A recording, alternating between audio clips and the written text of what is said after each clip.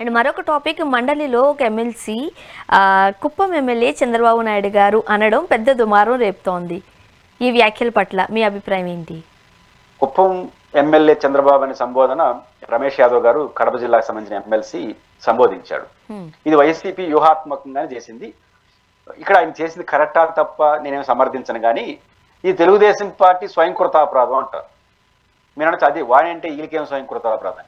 రోజు పులివెందుల ఎమ్మెల్యే అంతా కౌంటర్ వేయకున్నట్టు ఉంటారు. జగన్మోహన్ రెడ్డి గారు మాజీ చీఫ్ మినిస్టర్. ఒకవేళ మాజీ చీఫ్ మినిస్టర్ అనేది ప్రోటోకాల్లో అసెంబ్లీలో లేకపోవచ్చు, కానీ శాసనసభ పక్ష నాయకుడు కదా. 11 మంది ఎమ్మెల్యేలకు పక్ష నాయకుడు. ఇద్దరున్నా కూడా శాసనసభ పక్ష నాయకుడు అవుతారు. శాసనసభ పక్ష నాయకుని పట్టుకొని పులివెందుల ఎమ్మెల్యే ఈయన కుప్పం ఎమ్మెల్యే కాకపోతే మంత్రి ఎట్ట అవుతాడు, ముఖ్యమంత్రి ఎట్ట అవుతాడు. అయితే ఆఫ్టర్ ఆల్ పులివెందుల ఎమ్మెల్యే. మన హోంమంత్రి గారు అయితే ఆయనకి రెగ్యులర్ అది ప్రాసెస్, ఒక వాడుక భాషలాగా మార్చుకునేశారు.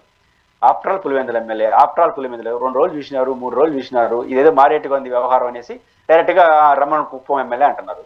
తప్పే, అది కూడా అనవసరం. బట్ ఇప్పుడు ఏమని అడుగుతుంది తెలుగుదేశం పార్టీ? ఒక సభానాయకుని పట్టుకుని ఎట్ట అంటారు అంటున్నాడు. మా పార్టీ నాయకుడు మాజీ ముఖ్యమంత్రి నువ్వు ఎట్ట అంటావు, వాళ్ళు అంటారు. ఎవడు ఈ పంచాయతీ తెలిసేది? కాబట్టి వైఎస్ఆర్ కాంగ్రెస్ పార్టీ వాళ్ళ నాయకుడు అన్నదానికి కౌంటర్ ఆర్గ్యుమెంట్ ఇది. ఏదేదో చెప్పారు, ఒక మాజీ ముఖ్యమంత్రిని పట్టుకుని అట్ట అంటారా, ఒక గౌరవప్రద ఎమ్మెల్యే 40% ఓట్లు ఉన్నాయి, ఇవేమి వినలా తెలుగుదేశం పార్టీ వాళ్ళు మాట్లాడారు. ఇది బాగుంటుందని ఈ లైన్ వాడారు. ఇంకా రేపటి నుంచి ఏం చేస్తారో చూడాలి. వాళ్ళు ఎన్ని రోజులు ఆఫ్టర్ ఆల్ పులివెందులు అంటారో వీళ్ళు కూడా కుప్పం ఎమ్మెల్యే అని అంటారు. అది కరెక్ట్ అయినప్పుడు ఇది కూడా కరెక్ట్ అవుతుంది. అంటే రెండు అనవసరం. దీని మొదటి ఉత్తరాలు చేసుకోవాల్సింది అధికార పార్టీ. అదే అంటున్నాను, విపరీత పోకలకు వెళ్తే ఏడాడుకో పోతుంది వ్యవహారం, ఏడన మొదలు ఏడన పోతుంది. కాబట్టి తెలుగుదేశం పార్టీ వాళ్ళు ఆయన ఆఫ్టర్ ఆల్ పులివెందుల ఎమ్మెల్యే సవాలన్నాడు, అది ముఖ్యమంత్రిని ఉద్దేశించి, అది అనవసరం. సభానాయకుడు కానీ ఒక పార్టీ ఫ్లోర్ లీడర్ని లేదా మాజీ ముఖ్యమంత్రిని పట్టుకుని ఆఫ్టర్ ఆల్ పులివెందులు అమ్మాలని ఏ సభానాయకుడు చెప్పినాడు? కరెక్ట్ కాదు కదా. కాబట్టి తెలుగుదేశం పార్టీ వాళ్ళు ఇట్లాంటి వాడకూడదు, వీళ్ళు కూడా సమరించుకోవాలి. వాళ్ళు వాడకపోతే ఇప్పుడు మనం వైసీపీలో సలహా ఇచ్చామనుకో, మా నాయకుని అంటే మీరు సమర్థిస్తారా అంటారు.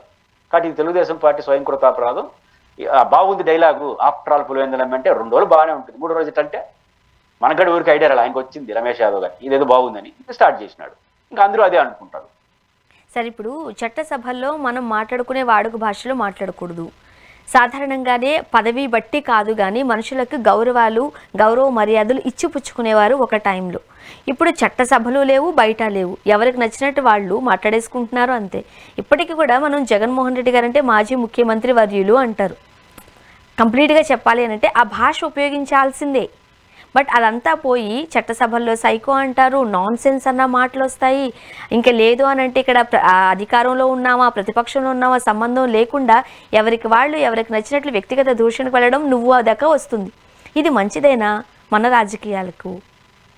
నోరు మంచిదైతే ఊరు మంచిది అనేది ఒక మంచి సామెత సొసైటీలో. మన నోరు మంచిదైతే ఊరంతా మనతో మంచిగా ఉంటుంది అనేది ఒకటి. రెండోది, స్వర్ణ గారు బేసిక్గా ఒకరు అభ్యంతరకర భాష వాడితే తర్వాత విచక్షణ ఉండదు అంటాను. ఇప్పుడు ఎట్లుంటుందంటే, ఇప్పుడు నేను డిబేట్ చేస్తున్నాను, మీరు నన్ను పురుషోత్తం గారు అంటే నేను కూడా స్వర్ణ గారు అంటాను. మీరు అరే అన్నారనుకోండి, మీరేమంటారంటే అరే అంటే మీరు కూడా అట్లనే నన్నండి అంటారు. మీ చేతిలో ఉండదు, మళ్ళీ నా ఓపిక నేనేమన్నా అంటాను, అంతే కదా. మనం నోరు జారిన తర్వాత పక్కనోడు నేను ఒరే అన్నాను కాబట్టి నన్ను కూడా ఒరేయాను అని మళ్ళీ మీ చేతిలో ఉండదు. అది మీరు అనకూడదు ఫస్ట్. అట్లా అనేసిన తర్వాత అంతే అంటే నా ఓపిక ఎంత ఉంటే అంత. ఇట్లుంటుంది సమాజం ఎప్పుడు కూడా. ముఖ్యంగా మేము ఆఫ్టర్ ఆల్ పులివెందుల ఎమ్మెల్యే కూడా ఆఫ్టర్ ఆల్ కుప్పం అంటే అనకూడదు, ఇంకోటి అంటారు.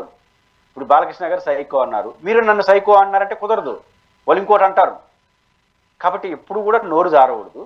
జారిన తర్వాత ఎవరు ఎంత దూరం పోతుందనేది మన చేతిలో ఉండదు. ఇప్పుడు అదే రాష్ట్రం జరుగుతుంది. రాష్ట్రాల ప్రధానంగా ఈ రోగానికి ప్రధాన కారణం ఏంటంటే తెలుగుదేశం, వైఎస్ఆర్ కాంగ్రెస్ పార్టీ అండ్ జనసేన మధ్య రాజకీయ ప్రత్యర్థులుగా ఉండాల్సిన పార్టీలు రాజకీయ శత్రువులుగా మారిపోయినారు. ఇవన్నీ రాజకీయ ప్రత్యర్థులే, కానీ రాజకీయ శత్రువులుగా మారిపోయారు. శత్రుత్వానికి ప్రత్యర్థికి ఉన్న తేడా అది. ఆ శత్రుత్వం నుంచి ప్రత్యర్థిగా వరకు ఈ పార్టీలు వస్తే తప్ప ఈ పరిస్థితి మారదు.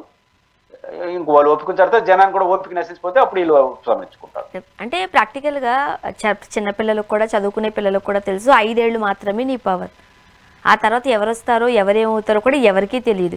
ఇది తలపండిన రాజకీయ నేతలకు, రాజకీయ నాయకులకు బాగా తెలుసు. అయినప్పటికీ 5 ఏళ్లలే జీవితకాలం అనుకుంటూ ఇలా దాడులు, ప్రతిదాడులు, మాటల ద్వారా మాట్లాడుకోవడాలు, విరుచుకోవడాలు, ఇటువంటిది ఫ్యూచర్ జనరేషన్కి ఏంటి, రాజకీయాలకి ఏం చెప్తున్నారు?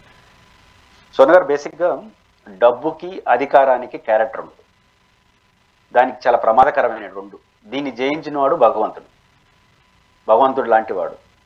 డబ్బు గురించి, పెట్టుబడి గురించి కార్ల్ మార్క్స్ ఒక మాట అంటాడు. 100% ఆదాయం లాభాలు వచ్చేటువంటి ఈ క్యాపిటల్ అనేది, డబ్బు అనేది అవినీతిని ప్రోత్సహిస్తుందంట. 100% లాభాలు ఇస్తాను అంటే కరప్షన్ చేస్తుందంట. 150% లాభాలు వస్తుందంటే వ్యభిచారాన్ని కూడా ప్రోత్సహిస్తుందంట. 200% ఆదాయం వస్తుందంటే యజమాని కూడా చంపేస్తుందంట.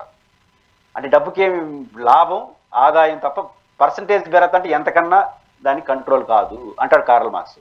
కాబట్టి ఆ డబ్బెట్లో ఈ అధికారం అట్టే. అధికారం రాకముందు మీరు ఎవరైనా ఇంటర్వ్యూ చేయండి. ఇప్పుడు తెలుగుదేశం పార్టీ వాళ్ళతో మీరు గత 5 ఏళ్ళ ఇంటర్వ్యూ చేస్తుంటారు, ఎంత బాగా మాట్లాడుంటారు. ఇప్పుడు కనీసం ఫోన్ చేయండి, లిఫ్ట్ చేస్తారేమో. ఇప్పుడు వైసీపీ వాళ్ళు అందరూ మీతో మాట్లాడుతున్నారు కదా, అమ్మ తల్లి అని. వీళ్ళకి రేపు అధికారంకి వచ్చిన తర్వాత ఇట్లా మాట్లాడు. నేను రెండు చూసా. కాబట్టి ఈ పవర్ అనేది చాలా దుర్మార్గమైంది. ఆ పవర్ని జయించిన వాడు దేవుడు. రాజశేఖర రెడ్డి గారు దేవుడికి ఎందుకు మారినంటే ఆయన పవర్ని జయించాడు. చాలా మంది పవర్లో కూరుకుపోయినారు. ఈ పవర్ అనేది అత్యంత ప్రమాదకరమైంది.